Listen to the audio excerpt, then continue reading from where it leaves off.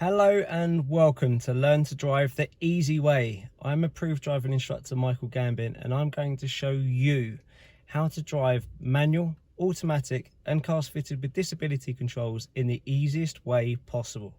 So sit back, relax and enjoy. And remember to hit the subscribe button underneath to see all of our videos.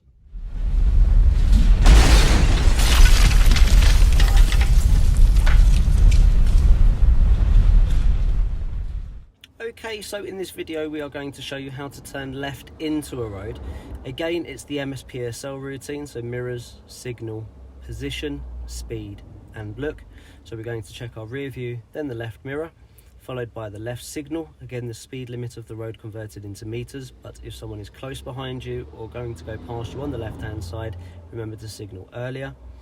Position, central lane position. You don't want to be right next to the curb, but if there are two lanes, then be in the left lane. Once we've done our position, the next thing we do is our speed. So again, slow the car down nice and early. By the time we get to the turning point, we only want to be doing around sort of a fast jogging pace, so 6 to 8 miles per hour.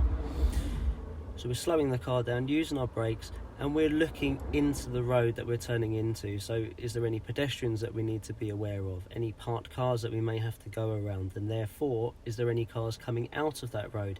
Because we would then want to give way to them so we don't block the junction.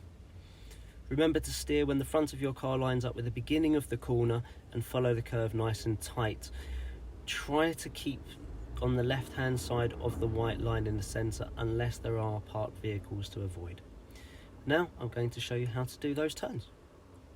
Okay, so I'm going to be turning left here, so mirror, mirror, signal, position and speed. So I'm using my brakes nice and early, and then I'm going to steer when the front of my car lines up at the beginning of the corner.